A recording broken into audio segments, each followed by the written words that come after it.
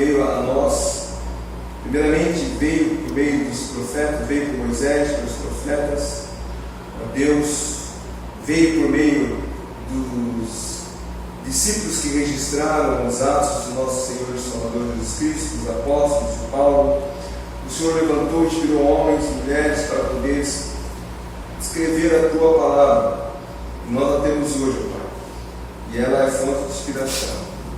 Te louvamos por ela e rogamos que ela possa sempre estar presente em nossas vidas. Abençoa agora, Pai, o estudo, a mensagem dessa noite. Fala aos nossos corações. Pedimos em nome de Jesus. Amém. Antes de iniciar a mensagem, eu fiz um desafio para os irmãos aqui. De manhã alguém procurou saber quantas Bíblias você tem em sua casa? Eu contei. Yes? A gente contou mais ou menos. Deu umas 13. 13? Mas a gente tem uma Bíblia na minha avó que escreveu com PH. Tá, mas traz ela. Bem antiga. Traz ela aí, quero dar uma olhada. Quem mais? A minha tem 11. Hã? A minha tem 11. Uma? 11. Ah, 6. Alguém tem mais? Tem 4. 4. Nós em casa temos 20 Bíblias. Eu acho que faltam 20 Bíblias e uma Ave Maria. Eu olhei uma Bíblia. O que é essa Bíblia? Ave Maria? Não, tem o Jeová, não sei não. Tem os Mormons, né? Né? Que não é Bíblia. Quem que trouxe essa Ave Maria para minha casa? Mas ela é da minha cunhada, adora isso, né? Ela não sei por que ela tinha ela. E às vezes é fonte de consulta, tá? É fonte de consulta. O livro dos Mormons também é fonte de consulta às vezes. Nós tínhamos ali. Mas assim, como Deus tem sido generoso para nós, né? A gente acha uma Bíblia cara. Essa Bíblia que eu comprei faz uns 3 meses, né? Bíblia de estudo conselheiro, muito boa, a leitura boa de fazer. A letra não é muito boa porque a lição vai diminuindo. Paguei 5 parcelas de 12,50. Não, 5 parcelas de 22,50. Se comer uma pizza e um pastel, ou um pastel e uma Coca-Cola, dá mais que isso, não é isso? Então vale a pena você investir. Às vezes, né, eu sempre gostei da Scofield, mas quando a minha começou a ficar todas as páginas rasgando e não dava mais para usá-la, apesar de usar em casa às vezes, eu comprei uma outra Scofield, mas era uma outra tradução e não me adaptei. Então, desde aquela época eu estava com dificuldades de achar uma Bíblia que me ajudasse, né, no dia a dia. E eu estou gostando, essa aqui é a nova Almeida, né? A nova. Sempre esqueço como é que é. Nova Almeida atualizada, NAA, a famosa NAA. E tem sido de grande utilidade. Muito bem, vamos ler Marcos capítulo 1. Princípio do Evangelho de Jesus Cristo, Filho de Deus, como está escrito na profecia de Isaías: Eis que envio o meu mensageiro adiante de vocês, o qual preparará o seu caminho. Vós que clamam no deserto, preparem o caminho do Senhor, endireitem as suas veredas. E foi assim que João Batista apareceu no deserto, pregando batismo de arrependimento para a remissão de pecados. E toda a região da Judéia e todos os moradores de Jerusalém iam até ele, confessando seus pecados, eram batizados por ele no Rio Jordão. A roupa de João era feita de pelos de camelo. Ele usava um cinto de couro e se alimentava de gafanhotos e de mel silvestre. E João pregava dizendo: Depois de mim vem aquele que é mais poderoso do que eu, do qual não sou digno de curvando-me, desamarrar as correias de suas sandálias. Eu batizei vocês com água, ele porém os batizará com o Espírito Santo. Naqueles dias veio Jesus de Nazaré da Galileia e foi batizado por João no Rio Jordão. Logo ao sair das águas, Jesus viu os céus se abrindo e o Espírito descendo como pomba sobre ele. Então veio uma voz dos céus que dizia: Você é meu Filho amado, em você me agrado. E logo o Espírito conduziu Jesus ao deserto, onde ficou durante 40 dias, sendo tentado por Satanás. Estava com as feras e os anjos o serviam.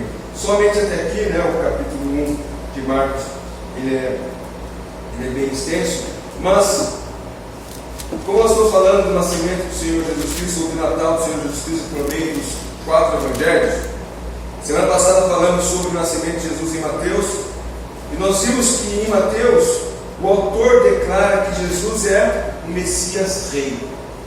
Ele é apresentado como Rei para os povos, né? E Mateus ele narra, como nós observamos, o antes e o depois do nascimento do Senhor Jesus Cristo. Mateus narrou aquele período antes de Jesus nascer, até a concepção, o Espírito Santo, né? O anjo falando com José, e depois já passa para o período após o nascimento de Jesus Cristo, com os reis magos indo até o Senhor Jesus Cristo. Nessa noite nós vamos observar o nascimento de Jesus em Marcos, mas os irmãos devem ter já percebido que Marcos não narra o nascimento de Jesus. Marcos começa basicamente falando de Jesus com 30 anos de idade, né? Mas o que nós podemos ler em Marcos a respeito da origem de Deus entre os homens? Quando Jesus é apresentado em Marcos, o primeiro versículo que nós lemos aqui fala: princípio do Evangelho de Jesus Cristo, Filho de Deus. Então, Marcos, nós quando estudamos o Evangelho de Marcos, falamos muito a respeito disso, que ele é rápido nos seus escritos, né? Ele não para dar muitas explicações, e ele vai rápido, né, nas suas observações. Mas nós podemos ler em Marcos e aprender a respeito da origem de Deus entre nós. Quando Marcos começa falando do seu Evangelho, ele começa falando, na verdade, de João Batista, que pregava no deserto o caminho de Jesus Cristo, né? Ele diz, como está escrito na profecia de Isaías. E aqui então Marcos está falando de João Batista, que saía a pregar no deserto. Jesus surgindo adulto já aos 30 anos, mais ou menos, e o Evangelho de Marcos, então, não narrando o nascimento de Jesus, ele apresenta Jesus como servo sofredor. Então, Mateus, Cristo Rei; Marcos, Cristo como servo sofredor, que veio para servir a humanidade e resgatá-la do seu pecado. Ao estudarmos esse Evangelho, como eu disse, né, ele é um evangelho rápido na sua narrativa, e não buscando detalhes, mas ele registra os acontecimentos de modo objetivo. E lá no versículo 9, que nós acabamos de ler: naqueles dias veio Jesus de Nazaré da Galileia. Então o versículo 9 apresenta Jesus de Nazaré. Falamos disso já na semana passada, quando Mateus registrou que Jesus viria de Nazaré para que se cumprisse as Escrituras.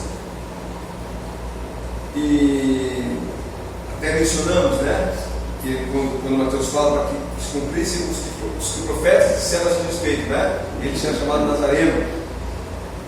E nós mencionamos naquela ocasião, na semana passada, que na verdade não há uma profecia ou um profeta específico falando disso, mas são pelo menos alusão a três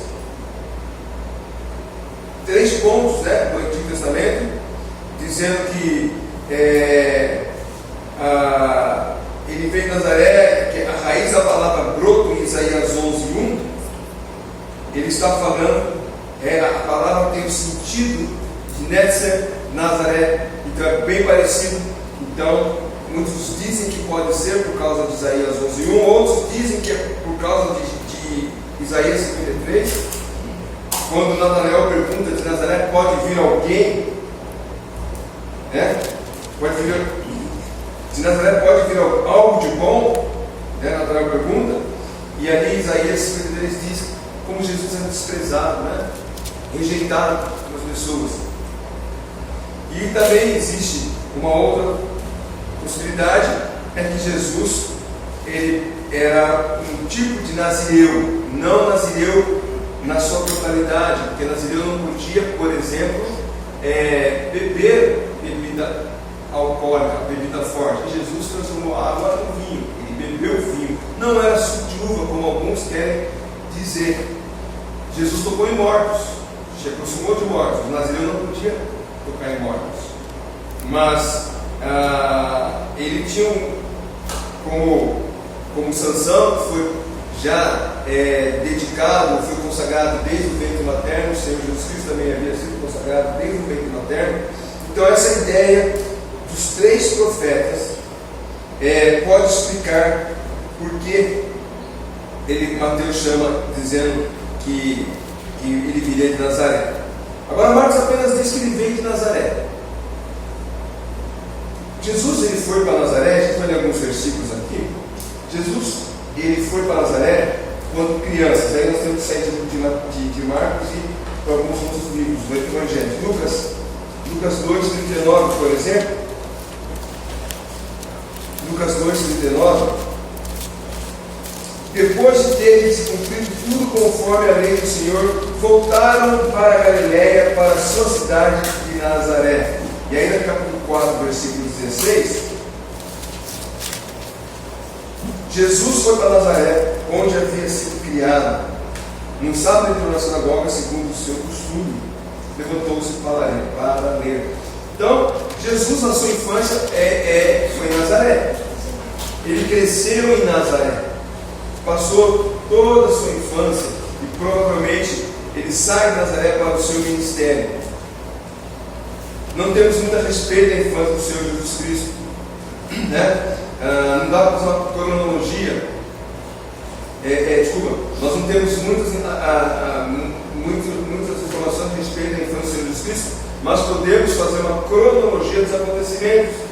Quando observamos, por exemplo, que Jesus nasceu em Belém, passaram-se 8 dias, que era o que a lei exigia para que circuncidasse o menino. Ele foi a Jerusalém e também após os 33 dias da purificação de Maria, conforme diz lá, vamos ver Levítico capítulo 12, versículo 1 e 6, e vocês vão perceber que às vezes a gente faz umas confusões, né? Porque a gente perde esses detalhes das Escrituras. Levítico 12, versículo 1 e 6. O Senhor disse a Moisés: diga aos filhos de Israel: se uma mulher conceber e tiver um menino, ficará impura durante 7 dias, como nos dias de sua menstruação, ficará impura. E no 8º dia, o menino será circuncidado. Depois ela ficará 33 dias a purificar-se do seu sangue.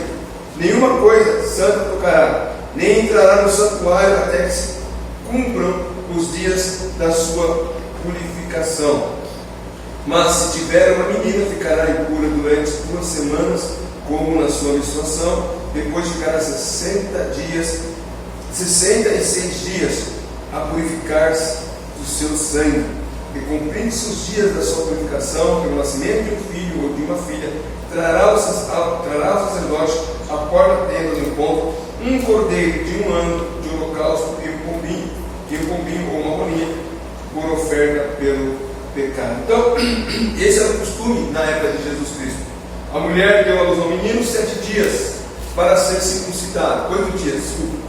Purificada, né? Aqueles primeiros 7 dias. No 8º dia a criança era circuncidada, e aí, nós vamos ver o texto, era ali que se dava o nome da criança. E depois ela teria mais 33 dias para a sua purificação. Então, eles foram de Belém até Jerusalém e dali voltaram para Nazaré. Lá em Lucas capítulo 2, versículo 1, naqueles dias foi publicado um decreto de César Augusto, convocando toda a população do império para licenciar-se. E o primeiro licenciamento foi feito por Quirino, que era governador da Síria. Todos iam se alistar, cada um na sua própria cidade. José também saiu da Galiléia, da cidade de Nazaré, e foi para a Judéia, até a cidade de Davi, chamada Belém. Então, conhecemos bem a história. Ele morava em Nazaré, foi até Belém, e aí Jesus então nasceu. 8 8º dia, para ser circuncidado, voltou a Jerusalém.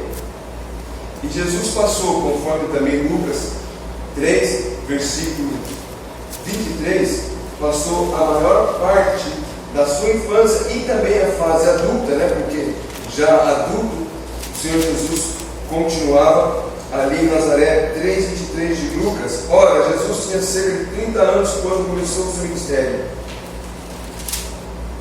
Era conforme se pensava, filho de José, filho de Eli, e aí foi falando a genealogia. Então, quando Jesus começa o ministério, ele estava ali em Nazaré. Então, qual que é a ordem cronológica? Quando a gente perde um pouquinho a noção dos acontecimentos. Até conversei com a Elizabeth antes de dormir um dia desses. Mas, Elizabeth, mas aquilo, os mapas eram aqui, não estavam ali. Aí pegamos a escritura, não. Então, a ordem correta é assim. Mateus 1:18-24 relata que Maria conceberia um filho pelo Espírito Santo. O anjo visita José. Lucas 2:1-38 relata o nascimento de Jesus. Fala dos anjos indo à estrebaria. Fala dos pastores indo à estrebaria. Da circuncisão de Jesus no 8º dia em Jerusalém. Dos 33 dias após a purificação de Maria. E a dedicação de Jesus no templo de Jerusalém. Então, esta é a ordem. Daí volta para Mateus. Mateus 2 relata a visita dos magos que foram a Jerusalém em busca do recém-nascido rei dos judeus. A ida deles até a casa em Belém. Jesus já com mais de 8 dias. Então, muitas vezes falam, não, quando eu já falei isso muitas vezes, depois eu falei, está errado. De fato, Jesus não estava mais na estrebaria. Ele estava numa casa, mas Jesus não tinha 2 anos. Herodes manda matar crianças de 2 anos para baixo. Tá? Então, os magos, assim como o Senhor Jesus, ele saiu da estrebaria, foi para uma casa. Dessa casa em Belém, os magos visitam ele. E dali Jesus sai com Maria e José até Jerusalém para a dedicação, né? Para dar o nome à criança, né? Então Mateus relata a visita dos magos que foram a Jerusalém em busca de ser nascido, rei dos judeus. Como eu disse, a ida deles até a casa em Belém aconteceu nesse período de Jesus ir até Jerusalém e voltar. Após isso, então, acontece o quê? A fuga para o Egito. E depois da morte de Herodes, José sai do Egito e volta para Nazaré. Por que Nazaré? Era a cidade de José. Cidade, como lemos, não era muito expressiva. Ali Jesus cresceu. Lucas 2:2 diz que ele crescia em graça, estatura e conhecimento diante de Deus e dos homens. E essa é uma boa oração para que os pais façam para os seus filhos. Senhor, que meu filho possa crescer em graça, estatura e conhecimento diante de ti e dos homens, né? E aí então depois ele inicia sua carreira pública, seu ministério. Jesus foi rejeitado 2 vezes por seus conterrâneos. Uma delas nós encontramos ali em Marcos capítulo 4, versículo 1 a versículo 6.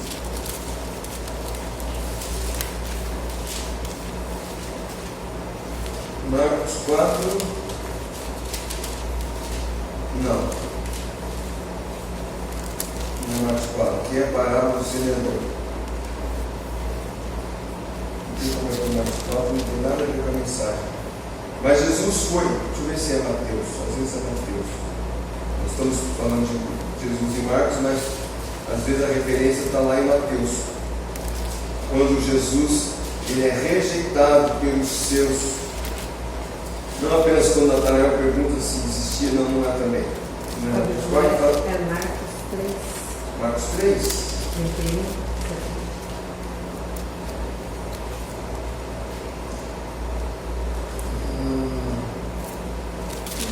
Deixa eu ver. Nisso chegaram a mãe e os irmãos de Jesus e, tendo ficado ao lado de fora, mandaram chamá-lo.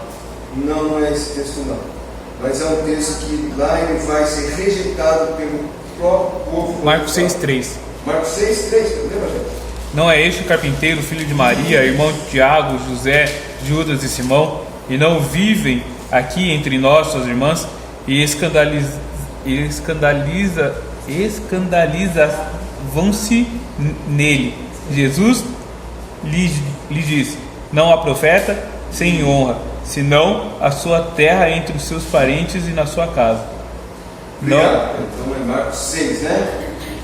Eu tenho que corrigir isso aqui. Agora, Nazaré, ela se situava num monte. Lemos isso lá em Lucas 4, 29, quando fala a respeito de Jesus, quando tentam empurrá-lo, né, no monte, levantando-se, expulsaram Jesus da cidade, levaram até o alto monte sobre o qual a cidade estava edificada, para que de lá pudessem atirá-lo abaixo. Jesus, porém, saiu pelo meio deles e foi embora. Isso acontece lá em Nazaré, uma cidade situada ao monte, pequena, sem muita importância, como nós falamos. Natanael ridiculariza o fato de alguém bom vindo de Nazaré. Hoje é chamada na atualidade é chamada de En-Nazirá, e é situada num vale apertado chamada Baixa Galileia. Essa é a parte geográfica. E ali Jesus saiu para pregar as boas novas e cumprir as Escrituras. Lucas 4, versículo 21. De lá de Nazaré, Jesus saiu para pregar as Escrituras.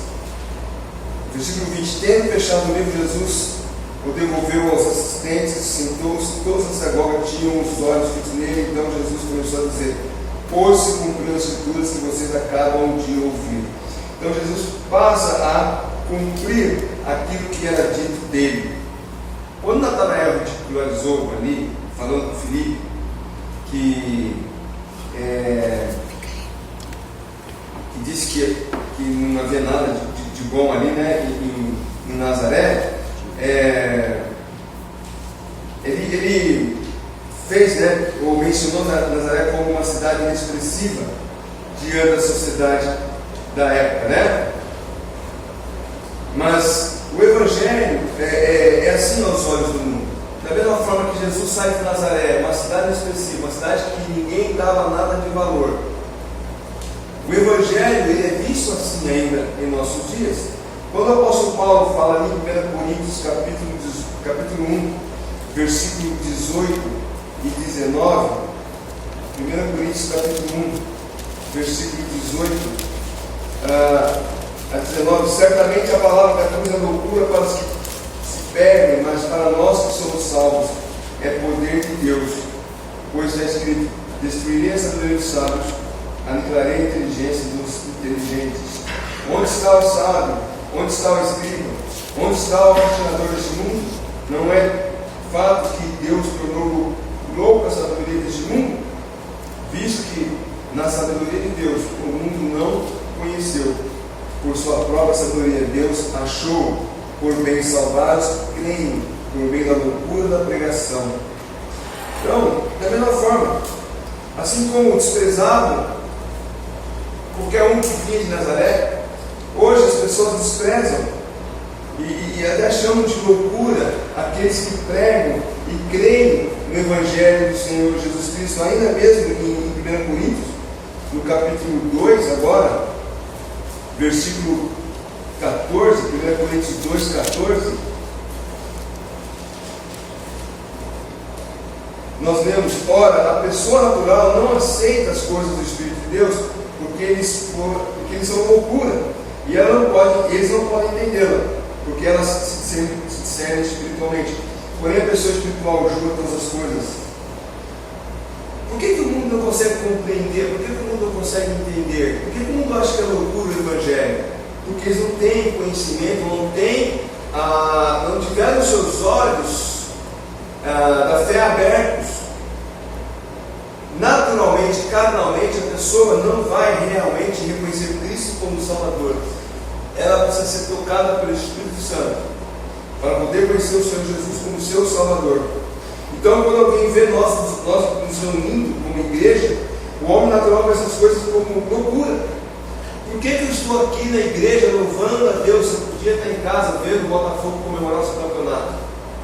Por que eu estou aqui em casa hoje louvando a Deus? Aqui em casa. Estou aqui na igreja louvando a Deus. Se eu poderia estar na praça vendo uma apresentação musical, ou estar indo no shopping, ou coisa parecida. Por que as pessoas não conseguem entender que nós somos atraídos para um culto de adoração a Deus e não para as coisas desse mundo? Porque eles não têm discernimento espiritual. Então, da mesma forma que Nazaré é desprezado, o cristão é desprezado. Por muitos anos, as pessoas tentam ainda, os evangélicos, né? Eles tentam fazer com que eles sejam aceitos pela sociedade. E aí começam a negociar para que a sociedade aceite o Evangelho. Mas o Evangelho, quando é pregado, anunciado de acordo com a palavra de Deus, as pessoas acabam fugindo, porque elas não querem essa revelação da palavra de Deus. Isso é loucura para aqueles que não nasceram de novo. Agora, quem nasceu de novo e vê com os olhos do Espírito Santo, para essa pessoa, tudo é perfeitamente compreensível. É compreensível nós virmos à igreja de domingo, de quinta-feira, cultos especiais, né? É compreensível pegar um grupo de irmãos que saem de... Hoje a facilidade é muito grande, mas antigamente irmãos saíam do culto às 7 da noite, saíam às 4 da tarde de casa, pegavam um ônibus, descia a pé, andava a pé, mais um tanto, tá? Até chegar ao culto da igreja que eles frequentavam. Que loucura é essa? Se fosse para o emprego, para receber o salário, tudo bem, é justificado. Você tinha que levantar cedo, pegar o ônibus, andar a pé para trabalhar e receber o salário. Mas para ir para a igreja, que perda de tempo esse povo tem. É isso, a mentalidade das pessoas desse mundo é essa, que nós gastamos tempo aqui. Pelo contrário, assim como Jesus foi desprezado por ser de Nazaré, assim como também Jesus foi desprezado no seu nascimento, ali quando ele foi colocado numa estrebaria, a Bíblia é clara e diz claramente que não havia lugar, né? Mas eu fico imaginando que se chegasse a princesa ou a rainha ou o rei, olha, a minha esposa está grávida e o dono dessa mulher daria a cama dele, vai nascer na minha casa, o rei vai nascer aqui. Mas não tem lugar, cara. Ó, tem ali, ó. Na estrebaria, não sei quantos entraram num curral, né? O cheiro não é agradável, o ambiente não é saudável, né? Pelo contrário. E foi ali que o Senhor Jesus nasceu desprezado, como que praticamente sendo rejeitado desde o nascimento da sociedade. Não há lugar para ele aqui, procura outro lugar. Então, assim como Jesus era desprezado no seu nascimento e foi desprezado no seu ministério, as pessoas continuam desprezando o Senhor Jesus Cristo. Desprezam aqueles que pregam a palavra do Senhor Jesus Cristo. Quando Deus se fez homem, ele sabia que muitos o procurariam como Messias, que livraria Israel do jugo romano. Até mesmo os discípulos, né, tinham esse pensamento. Eles achavam que Jesus tinha vindo nesse mundo para livrar-nos do jugo de Roma, mesmo depois da sua ressurreição, da sua ascensão. Momentos antes de Jesus deixar a terra, eles ainda nutriam a expectativa de que Jesus, né, estaria restaurando todas as coisas. Lá em Atos capítulo 1, né, quando o Senhor Jesus Cristo fala com os seus discípulos, dando as últimas instruções para os seus discípulos, nós vemos do versículo 4 até o versículo 7. E comendo com eles, deu-lhes esta ordem: não se afastem de Jerusalém, mas esperem a promessa do Pai, a qual vocês ouviram de mim. Porque João, na verdade, batizou com água, mas vocês serão batizados com o Espírito Santo dentro de poucos dias. Então os que estavam reunidos com eles perguntaram: será esse o tempo em que o Senhor restaurará o reino de Israel? Então, até que no momento está, tá bom, o Senhor morreu, ressuscitou, provou que é Deus, agora o Senhor vai restaurar o reino, vai? Agora nós vamos a falar com os romanos, não vai? Não vamos? Mas isso não aconteceu, e muitos rejeitaram o Senhor Jesus Cristo, porque eles esperavam esse Messias libertador. Mas como já lemos, né, o Evangelho é loucura para os sábios. Eles, então, como é que iriam seguir alguém que não, de fato, não, se apresentou como um rei, mas de fato não se mostrou rei para eles, né? O rei de Israel, que não nasceu em palácio, como os magos do Oriente imaginavam, nascendo na estrebaria, foi rejeitado desde o início. Desde o início foi rejeitado. Poucos o seguiram. E os que seguiram ainda tinham dúvidas dele. Alguém já disse o seguinte: se o segredo de sucesso está no número de pessoas que te acompanha, Jesus foi um fracasso. Ele escolheu 12, um negou, um traiu e 10 fugiram. Ele ficou sozinho. Até naquele momento que ele foi rejeitado. Com medo, os discípulos fugiram, porque eles não tiveram coragem de estar com o Senhor Jesus, embora falaram no momento dizendo: não, Senhor, nós vamos com o Senhor até a morte, mas não foram ali. Então, o nascimento de um rei, que geralmente é cercado de pessoas, eu dei uma olhadinha no livro que eu tenho lá, né? Israel na época do Senhor Jesus Cristo. Então, o autor do livro diz que isso não é nem o rei, tá? Mas qualquer pessoa nobre era cercado de parteiras, médicos da época, um berço esplêndido, roupas finas. Essa não foi a realidade de Jesus. Aliás, o autor diz o seguinte: desde lá do tempo de Moisés, que essas mulheres hebreias eram fortes para dar à luz, né? Desde aquele tempo, Maria soube se virar na hora do parto. Ela não tinha ali uma mulher para ajudá-la na hora do parto. Não havia um médico, não havia um assistente, não havia nada. Não tinha um berço próprio para ele quando ele nascesse. Foi ali de repente, né? Um monte de palha ali, um coxo foi colocado ali. Então,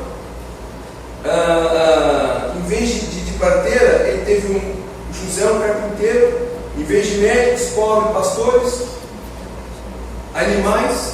As suas roupas, provavelmente Maria levou poucos panos, né? Quando ele saiu para recensear em Belém, ela estava grávida. E eu creio que Maria, como toda mulher, tinha uma malinha não sei como chama, malinha de maternidade, né?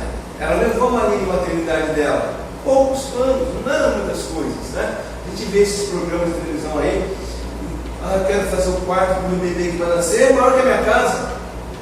Coisa, tem berço, poltrona, tem um monte de coisa ali. Jesus não teve nada disso, foi desprezado desde o início, foi rejeitado. O Nazareno, né? Jesus Nazaré, desprezado pela sociedade. Mas tudo isso não é motivo para desprezá-lo. Ao contrário, no seu nascimento, o nascimento de Jesus nos enche de esperança.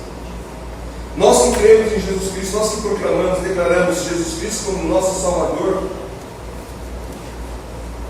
nós vamos louvar o seu nome por causa disso. Um dos hinos que nós vamos cantar, e você deve estar aqui na noite da apresentação, porque nós estamos trabalhando muito nesses hinos, mas um dos hinos que nós vamos cantar tem uma parte que diz, e eu gosto muito dessa parte: num silêncio de um tempo, na pureza de um louvor, o escuro foi quebrado, a esperança enfim raiou, e uma chama foi lançada perfurando a escuridão de um povo que clamava, se ouviu feliz canção. Eu imagino isso aqui, eu estou cantando pensando, tudo escuro, né? Eu ia até fazer aqui uns negócios que né? A Bíblia não fala que os anjos apareceram para os pastores e uma milhares de anjos vieram juntos ali e de repente, você imagina que é isso? A gente vê uma produção artística, imagina aqueles pastores ali, vem anjos cantando na sua voz certinho, não errando, não saindo do tom, né? Não desafinando, glórias a Deus das maiores alturas. Então, essa frase, né? No silêncio de um tempo, eu até no começo cantava, no silêncio de um tempo, achava que era de um tempo, né? Que quando havia aquela lacuna, né? Do último profeta até Mateus, há 400 anos de silêncio. Mas no silêncio de um tempo né? Completamente sem barulho. O escuro ele foi quebrado, mas de repente a luz apareceu no meio da escuridão. Raiou aquela luz. A chama foi lançada perfurando a escuridão. E aí então o povo clamava. Aí tinha um povo que clamava, se ouviu a feliz canção. O povo pôde clamar, né? Glória a Deus nas maiores alturas. Eu gosto dessa mensagem. Jesus, o carpinteiro de Nazaré, o Deus criador do universo, ele veio romper a escuridão. Lá em Isaías 9, versículo 2 diz: o povo que andava em trevas viu uma grande luz sobre os que viviam na terra, da sombra da morte raiou uma luz. Povo sem esperança, povo sem expectativa, sem perspectiva. Já a maioria nem queria saber, tem lá os profetas diziam que vai vir o Messias, mas só Ana e Simeão é o que aguardavam, né? Ali no começo. Provavelmente havia um outro, né? Mas o que registra em Lucas, Ana e Simeão, os dois estavam aguardando a redenção de Israel. Então, embora a Bíblia deixe uma lacuna dos anos da infância de Jesus, né? Ele vai aparecer lá depois desses dias que ele fugiu para o Egito, né? Que ele foi para o Egito. Jesus vai aparecer apenas depois, aos 12 anos de idade, quando vai adorar no templo em Jerusalém. Está lá em Lucas 2, 42, né? Então, como Lucas ali relata na frente de Cristo, Lucas 2, 42, até parece que era um dia após o outro, mas já havia passado 12 anos quando aconteceu isso, né? Versículo 41 de Lucas 2: todos os anos os pais de Jesus iam a Jerusalém para a festa da Páscoa. Quando ele atingiu 12 anos, foram a Jerusalém segundo o costume da festa. Então, ele foi para Jerusalém para adorar, e depois disso não há registro até que ele inicia o ministério aos 30 anos. Existem muitas especulações sobre onde Jesus andou durante esses 30 anos. Muitos dizem que esteve pelo Egito, andou por aí, né? Mas a Bíblia não relata isso. O que sabemos com certeza é que ele, uma coisa assim, ele aprendeu o ofício do seu pai, como Pedro acabou de ler Marcos 6,3, né? Não é esse Jesus, o seu pai não é José, Jesus não é carpinteiro. Vamos ler de novo aqui, né? 6, versículo 3. Não é este o carpinteiro, filho de Maria e irmão de Tiago, né? Nem José aparece mais aqui, né? Filho, irmão de Tiago, José, Judas e Simeão. As suas irmãs não vivem aqui entre nós? Então Jesus aprendeu o ofício do pai. Ele era carpinteiro, ele aprendeu de criança o ofício. Provavelmente ele ganhou a vida ali como carpinteiro. Jesus vai ser comer um pão. Mãe, tem pão que fiz? Eu tenho 2. Não pode, já vou multiplicar. Jesus não fez isso. Ele viveu. Tem um pastor, acho que foi o Pedro que mandou para mim. Esses caras pegam as coisas, tiram assim da cabeça as coisas. Ele dizia assim: Jesus, você acha que Jesus era como os outros carpinteiros? Alguém chegava lá para o carpinteiro, preciso de uma mesa. Quanto custa essa mesa? Custa tanto. Quanto tempo demorar? Uns 3 meses. Não, Jesus não era assim, não. A pessoa fala: quero uma mesa. Quanto custa tanto? Quando fica pronto agora? Tá. Jesus não fazia isso. Jesus respeitou a sua humanidade, ele trabalhou como carpinteiro. Jesus ele tinha habilidades aprendidas, adquiridas com o seu pai, né? Ele aprendeu o ofício. E o que podemos saber é que Jesus cresceu como toda criança de sua época. Na comunidade judaica, depois da circuncisão no 8º dia, a criança recebia, e ali, né, no 8º dia que a criança recebia o nome, está ali em Lucas capítulo 1, versículo 21. Lucas 2, 21. Tem Lucas 1 aqui, mas é 2. Lucas 2, 21. Agora aqui eu me corrigi, né? Se eu botar no 21, mas é 2, 21.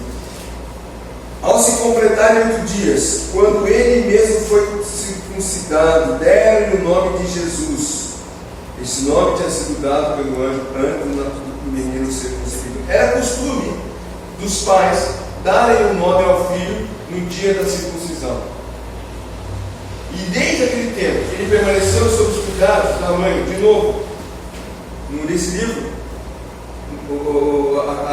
Israel nos tempos de Jesus, o autor coloca que a criança, e assim Jesus como criança, permaneceu sob os cuidados da mãe. Os pais judeus pouco faziam, até que a criança fosse capaz de poder aprender a profissão do pai. Não sei com quantos anos ele já poderia pegar ali, mas imagine que Jesus tinha ali a idade do Enzo. Enzo tem quantos? 9 anos, Enzo? Quanto? 8 anos. Por que você está falando merda dele? Você tem 7 então, né? Não, os dois também. Os dois têm 8 anos, olha lá, o Totonho é açougueiro também, né? Aí ele vai dar uma faca pro Enzo, porque, né? Mas Enzo, vem cá, vai me dar um pouquinho da profissão do pai. Tem apenas a galinha aqui, ó. Vai tirar essa pena da galinha. Vai aprender. Aí agora você pode cortar essa carne aqui, ó. E ó, esse corte aqui é tal, esse é qual, aqui tá picanha, tá? Ah, é picanha, é uma carne aqui, prometeram pra gente comer, mas Tá difícil. com 8 anos de idade, eu com 8 anos eu carregava esterco pro meu pai.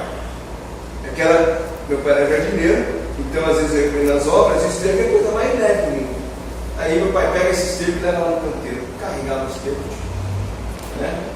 Estrume de vaca, tá? Pra quem não sabe. Seco, tá? Era seco. E Jesus aprendeu. Talvez já lá, Jesus, pega essa pranha aqui, pega essa madeira, dá uma ajeitada nela, vai fazendo devagarzinho, né? Ele foi aprendendo a profissão do pai. Então, ele era levado pelo costume judaico a aprender a profissão do pai. A educação também ficava a cargo do pai. E segundo esse autor, por sinal, eram os melhores métodos de ensino da época. Os pais judeus tinham a melhor escola de educação dentro de casa. Existiam escolas já, mas os pais ensinavam em casa os seus filhos. E eram os melhores métodos de ensino. E mais, os pais contavam aos filhos as maravilhas realizadas por Deus Jeová, o Deus soberano de Israel, a favor do seu povo. Essa era uma das obrigações que os pais tinham com seus filhos. Nós conhecemos bem Deuteronômio capítulo 6, né? versículo de 1 a 7, e isso não ficou lá perdido no Antigo Testamento para o povo de Israel, não. Nós, como pais, temos também essa obrigação de ser como pai de criança. E se você no futuro for pai, diz assim: são esses os mandamentos, os estatutos, os juízos que o Senhor, seu Deus, ordenou que fossem ensinados a vocês, para que vocês cumprissem na terra e que vão entrar a possuir, para que durante todos os dias de sua vida, vocês e seus filhos, os filhos de seus filhos, temam o Senhor, seu Deus, guardem todos os seus estatutos e mandamentos que eu lhes ordeno, e que os seus dias sejam prolongados. Portanto, escute Israel, e tenha cuidado de cumprir esses mandamentos, para que tudo lhes corra bem, e vocês muitos se multipliquem na terra que manda leite e mel, como o Senhor, o Deus de seus pais, lhe prometeu. Escute Israel, o Senhor nosso Deus é Deus único e verdadeiro. Portanto, ame o Senhor seu Deus de todo o coração, de toda a sua alma, com toda a sua força. Essas palavras que hoje lhes ordeno estarão no seu coração. Você as inculcará a seus filhos, e delas falará quando estiver sentado em sua casa, andando pelo caminho, ao deitar-se, ao levantar-se. Também deve amarrá-la como sinal na palma da mão, como sinal da sua mão, e elas serão por frontal entre os olhos. Então, é essa a função do pai.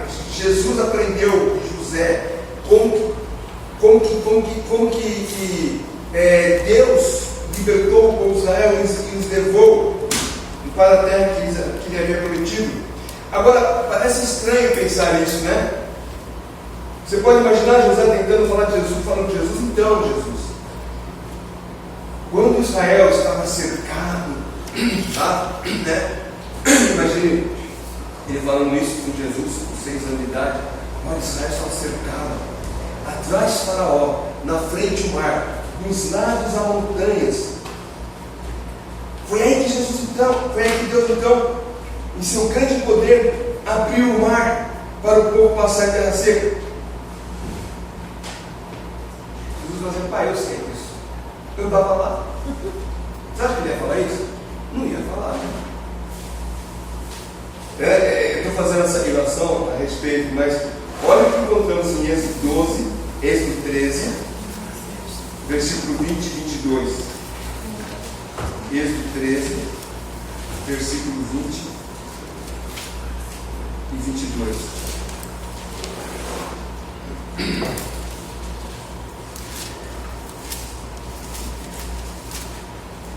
Os israelitas partiram de Sucote e acompanharam em Etã a entrada do deserto. O Senhor ia diante deles durante o dia, numa coluna de nuvem para os guiar pelo caminho, durante a noite numa coluna de fogo para os iluminar, a fim de que caminhassem de dia e noite. A coluna de nuvem nunca se afastou do povo durante o dia, nem a coluna de fogo durante a noite. Agora no capítulo 14, versículo 19 a 24. Então o anjo de Deus, que ia diante do exército de Israel, se retirou e passou para a frente deles. Também a coluna de nuvem se retirou de diante deles e se pôs atrás deles. E ia entre o exército dos egípcios e o exército de Israel. A nuvem era a escuridão para os egípcios, mas iluminava a noite para o povo de Israel. Assim, durante toda a noite, os dois exércitos não puderam se aproximar. Jesus estava lá, mas ele aprendeu do seu pai. O irmão mesmo, a mensagem não tinha nada a ver com isso, mas ele estava falando, né, a respeito de algo semelhante. Ele falou assim: imagine você, professor de matemática, vai dar uma aula e de repente Einstein entra na sala. O que você vai fazer? Você vai passar a aula para ele, né? Você vai ficar intimidado, professor Einstein, eu quero ministrar essa aula. Você, não, eu sou professor, você começa a dar aula, mas essa variável está errada, você quer que o professor que sou eu, você está aprendendo comigo. Né? Então, ele fala assim: imagine Jesus na sua infância, como por exemplo, no tempo, discutindo com os religiosos da sua época, ele poderia debater de igual para igual, mas ele aprendeu, ele submeteu-se como criança ao seu pai. Lá em Colossenses, capítulo 1, versículo 15 e 18, diz que ele é a imagem de Deus invisível, primogênito de toda a criação, pois dele foram criadas todas as coisas, no céu, sobre a terra, as visíveis e invisíveis, sejam tronos, soberanias, quer principados, quer potestade. Tudo foi criado por meio dele e para ele. Ele é antes de todas as coisas, nele tudo subsiste. Ele é o cabeça do corpo, que é a igreja. Ele é o princípio, primogênito entre os mortos, para ter primazia em todas as coisas. Eu li o 15, né? Na verdade é o 19. Porque Deus achou por bem que nele reside toda a plenitude, e que, havendo feito paz pelo sangue da sua cruz, por meio dele, reconciliasse consigo mesmo todas as coisas, quer sobre a terra, quer sobre os céus. Então, Jesus, como acabamos de dizer aqui, tudo foi feito por meio dele. Nada que foi feito seria feito sem a sua presença. E José ensinava a Jesus todas as histórias de Israel, e ele aprendeu a respeito. Paulo explica sobre a glória superior de Cristo, que ele estava em todos os lugares, aqui em Colossenses, né? Porque Jesus é Deus, estava lá com o povo de Israel, estava conosco durante esse culto.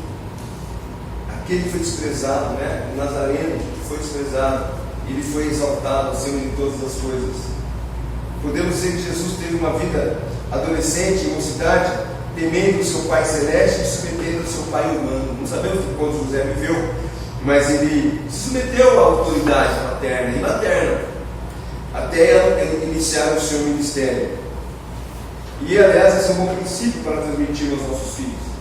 Ensinar o temor do Senhor, ensinar-os a obediência ao Senhor, a obediência aos pais. É muito triste ver filhos crentes, às vezes, até mesmo irmãos que estão no ministério há anos, os filhos longe de Deus, afastados de Deus, dando mau testemunho. Lógico que compete a nós julgarmos esses irmãos, mas, como diz o ditado, né? O que adianta o sucesso do ministério se o lar for fracassado. E José foi fiel ao entregar o seu filho Jesus quando garoto, a mensagem de Deus.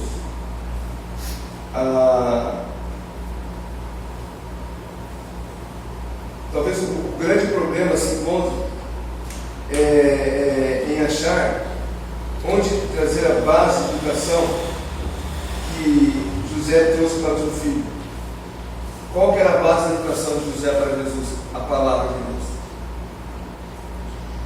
Sabia que muitos aprenderam a ler e escrever através da Bíblia? Jesus aprendeu a ler e escrever através da Bíblia. Mas Jesus é Deus e sabia ler e escrever, ele fez ele escrever. Mas ele se meteu, Jesus estava como homem aqui, e ele como homem se meteu a isso, a aprender a ler e a escrever. O Senhor Jesus, ele é um exemplo para todos nós, né? E nós devemos pensar nisso. Aquele que foi desprezado, ele foi exaltado acima de todos os homens.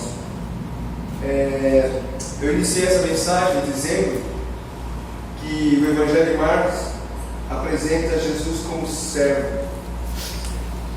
E nesse Evangelho temos a maravilhosa história do perfeito servo de Deus, o Senhor Jesus Cristo. Ele é a história de alguém que deixou de lado ser Deus, assumiu uma forma humana, como Paulo fala em Filipenses 2, no versículo 7, né? Ele deixou de ser Deus para se tornar homem. É a história incompatível para aqueles que não creem, mas para os que creem é uma história incomparável, que serve para nós, para nos alegrar no coração. Nessa época do Natal, contemplamos o nascimento de Cristo, lemos e ouvimos muito a respeito da mensagem do Senhor Jesus Cristo. Isso serve para nós, para adorar a Deus, para poder chegar e agradecer a Deus. Senhor, obrigado, porque o Senhor teve amor por mim e veio a esse mundo para me resgatar. Nós não podemos imaginar que o Senhor Jesus Cristo fez isso por obrigação. Ele fez por amor a cada um de nós. Como ele diz ali em Marcos capítulo 10, versículo 45, pois o próprio Filho do Homem não veio para ser servido, mas para servir e dar a vida em resgate de muitos. Foi por isso que Jesus veio. Se lembrarmos que esse servo perfeito era nenhum outro a não ser o próprio Deus, o Filho que voluntariamente se vestiu com roupas de servo, serviu aos homens. Se nós tivermos em mente isso, o Evangelho vai brilhar com grande esplendor em nossos corações. Saber que esse Deus Supremo se fez carne, habitou entre nós, se fez servo para nos dar vida. O Filho encarnado vivendo como um homem independente na terra. Tudo que ele fez estava em perfeita obediência à vontade do Pai, porque foi isso que o Pai estabeleceu. E como é que nós não podemos render graças e glória, e dar graças a Deus a esse grande homem? Veio ao mundo como servo, mas é o Rei dos Reis, Senhor dos Senhores. A Ele toda a glória. Embora Marcos não relata um versículo a respeito do nascimento de Jesus, Marcos relata que o Jesus veio como servo para nos dar a vida. Que você possa nesse Natal louvar a Deus por um grande privilégio de ter conhecido Jesus Cristo como seu Salvador e o adorá-lo verdadeiramente como seu Senhor. Amém? Amém. Deus abençoe.